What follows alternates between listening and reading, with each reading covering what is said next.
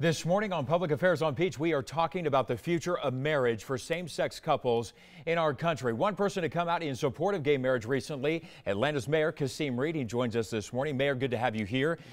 Talking about an issue that's really been in the spotlight over the past several years. Sure. Why did you decide to come out in support of gay couples getting married? Fundamental fairness and equal protection. For many years, I, as a lot of other folks did, thought that civil unions were appropriate and did the job. And the fact of the matter is I was wrong. It doesn't do the job.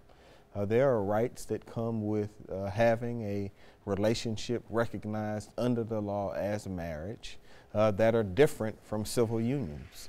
And so if you truly believe in equal protection under the law, which I do, I thought it was appropriate to recognize that there are a group of folks who are being treated differently because of who they are.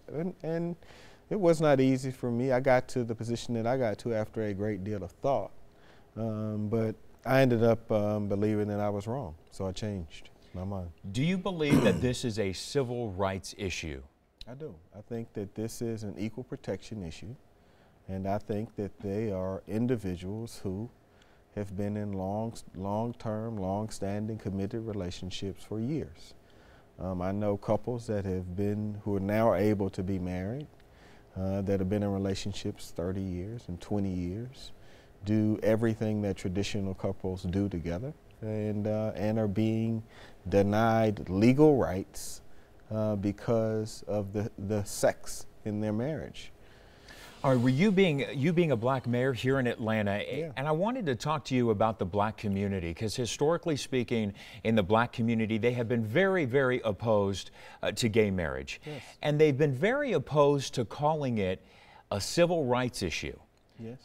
Why do you think in the black community in particular, they're so apprehensive to saying this is a civil rights issue? Well, I think that one, there hasn't been a lot of conversation in the black community about this issue. And I do think that people need to be sensitive to the fact that on a lot of issues, black people are very conservative. And because of the long-standing and deep and abiding faith in the black church, many folks were in the same position that I was in. They listened to their pastor on the issue, and they followed a very traditional biblical view in this regard. So I think that and the lack of conversation about it, I know as a point of fact, being a member of a black church, that this issue and this topic is not discussed, so there's not a full airing of it. What needs to happen in order for that discussion to happen?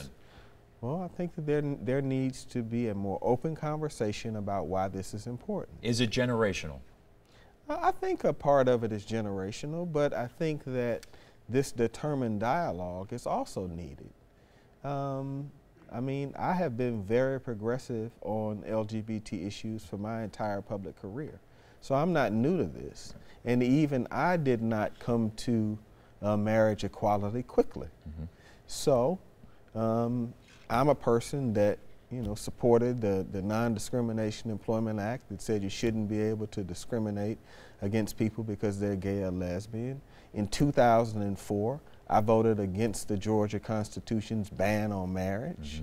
Mm-hmm. I have been for civil unions for years, yet it took me some time to get to where you're at. So I think so much of it is education and conversation. And we're talking about, and going back to the generational thing, a Pew Research poll out there said that among blacks, the percent in opposition in 2008, 63%. That dropped to 49% in 2012. Yes, well, I think the president had a little bit to do with that. Right, and he did that, and I think before the election happened, a little prematurely, I think some of his inner circle probably didn't want the issue to come up so soon, but it did. Yes. And do you think the president handled that correctly? I think the president spoke from his heart. Right. And I think you are better off reaching the conclusion that you reach comfortably and in your own space and time. My friends in the LGBT community value truth and authenticity. Mm-hmm. So I don't think that they want folks just to be for marriage equality if that's not where you are in your heart.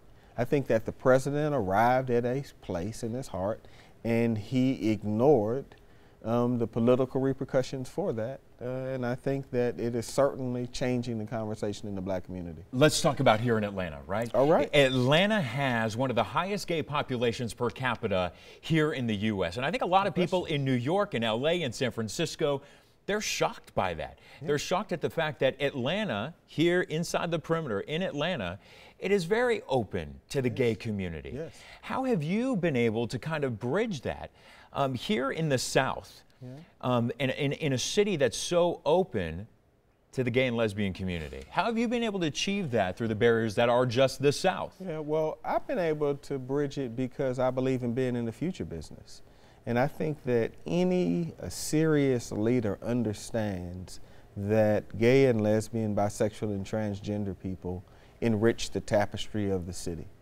If you have a city with a strong and vibrant gay and lesbian population, you have a city that is typically thriving and dynamic and has people that are creative and economies that are moving in the right direction. And the gay and lesbian community really is an essential part of our city's fabric and candidly has been for years. How do you convince a Governor Nathan Deal? I had a chance to sit down one-on-one with him, and he says very firmly marriages between a man and a woman will not give any further explanation. How do you try and convince those that are out there, our state leaders, to believe in what you believe, the change that you said you had over the past year?